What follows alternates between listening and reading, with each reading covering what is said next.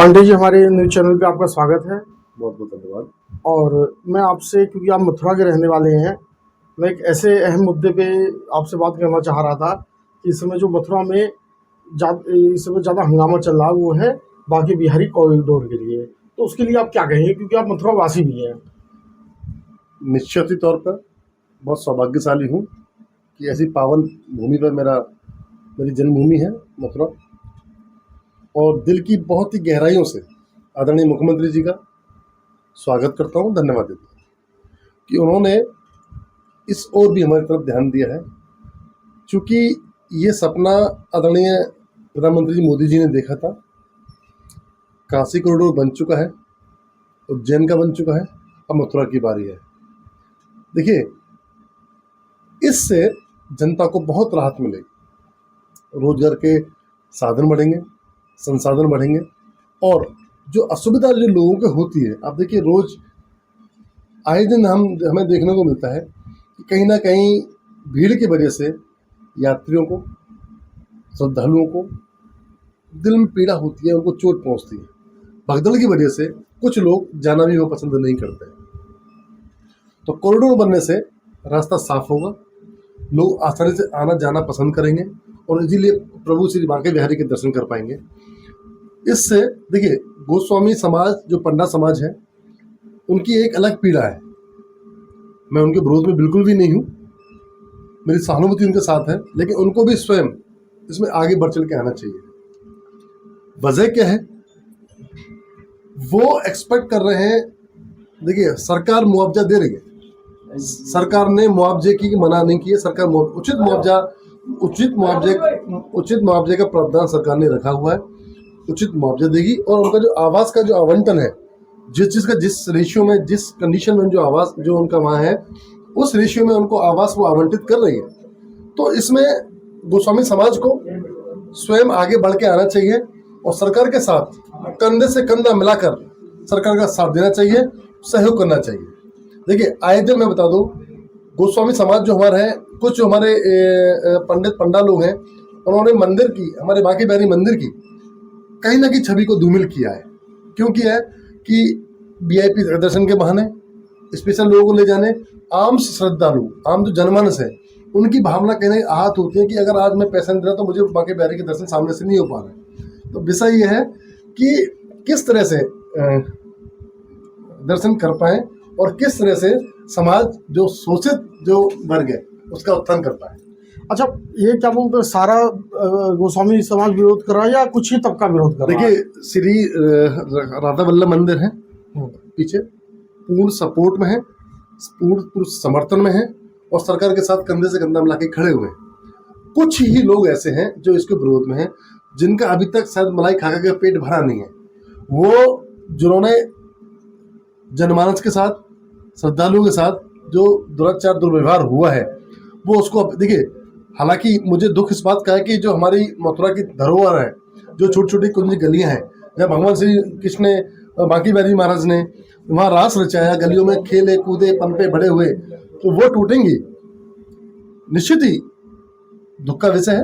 हमारी जो पौराणिक संस्कृति है, जो हमारी पौराणिक धरोहर है, उसको क्षुब्ध होगा, उनको वो वहाँ से हटेंगी, तो दिल में कहने की दोष है। लेकिन सुखी शांति इस बात की है कि जो जनमानस इतनी संख्या बल में वृंदावन पहुंचता है, मथुरा पहुंचता है, बांके बिहारी दर्शन करने पहुंचता है, श्री राधा वल्लभ मंदिर पहुंचते हैं, तो उनको दर्शन अब पूर्ण तरह से हो पाएंगे और सुख शांति के साथ हो पाएंगे। अच्छा, मैं आपको मथुरा से इटावा ले चलता हूँ। इटावा में कुछ कथावाचकों से उनकी पहले जाति पूछी गई, और जाति पूछने के बाद उनको गंजा किया गया, मारा पीटा गया, नाक रगड़वाई गई। बल्कि वो जो है, कथा करने से पहले उनको वहाँ बुलाया गया तो उन्होंने अपनी जाति बता दिया था।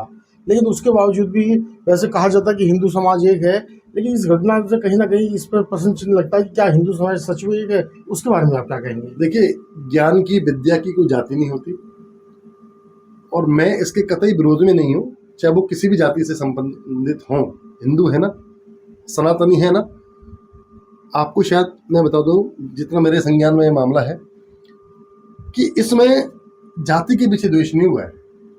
उनमें से किसी एक कथावाचक ने, जो ब्राह्मण, जो तिवारी परिवार है, जो हरिद्वार में निवास करता है, जो हरिद्वार से बिलोंग करता है, हरिद्वार में रहता है, किसी महिला के साथ छेड़छाड़ का आरोप लगा है, कोई दुर्व्यवहार हुआ है, वहाँ कोई बदतमीजी हुई है, उस संबंध में इनके साथ ऐसा किया गया। और जिसने भी ऐसा किया है, देखिए हमारे भागवत स्वरूप का अपमान हुआ है, भागवत गीता का अपमान हुआ है, भागवत जो कथा है उसका अपमान हुआ है।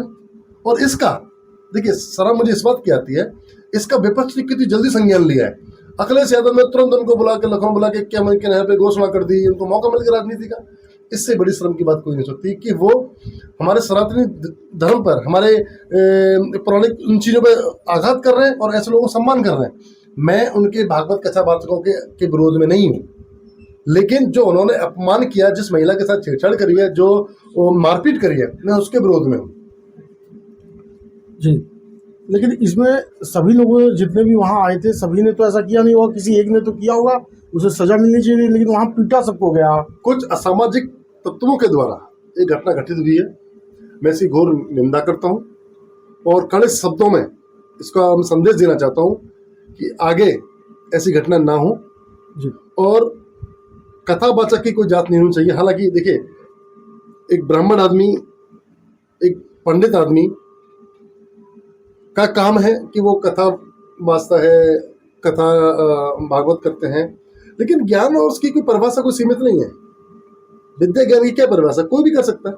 तो ये कहीं ना कहीं ये सब चीज़ें जो हैं, जाति सूचक जो हैं, जो जिस हमारे हिंदू धर्म में जो जातियों में लोगों ने बांट रखा है, इसके पीछे कहीं ना कहीं विपक्ष की, कहीं ना कहीं विपक्ष के लोगों का मुझको साफ तौर पर षड्यंत्र दिखाई देता है। अखिलेश यादव को क्या संदेश देना चाहते हैं, क्योंकि अखिलेश यादव ने इसे पीटीए का मुद्दा बता दिया है। देखिए, अखिलेश यादव के पास कोई मुद्दा तो है नहीं। भारतीय जनता पार्टी की सरकार है, काम कर रही है, विकास कर रही है। देखिए आज की डेट में अब किसी भी क्षेत्र में चले जाइए, आपको सड़क, पानी, शौचालय, सब व्यवस्था पूर्ण मिलती है। तो अखिलेश यादव का मुद्दा नहीं। अखिलेश यादव ने ये घिनौनी राजनीति करने का उनका पूर्व में रहा है, उनके पैतृक ये उनका घिनौनी राजनीति करने का रिकॉर्ड रहा है, वो कर रहे हैं अपना। और हिंदू धर्म पर, और जहाँ हिंदू धर्म की विरोध में कोई बात होगी तो वो उसको बढ़ चढ़ के लेते हैं। यही घटना किसी मुस्लिम के साथ हुई होती तो अखिलेश यादव आपको नजर नहीं आ रहे होते। तो मेरा संदेश ये है कि अखिलेश जी, आप कुछ भी कर लीजिए, साम दाम दंड भेद, आप कोई भी अपने औजार अपना लीजिए, आप 27 में फिर भी नहीं आने वाले। आप आराम से 27 के बाद 32, फिर 37 की प्रतिष्ठा कीजिए। अभी आपको बहुत लंबा इंतजार करना है।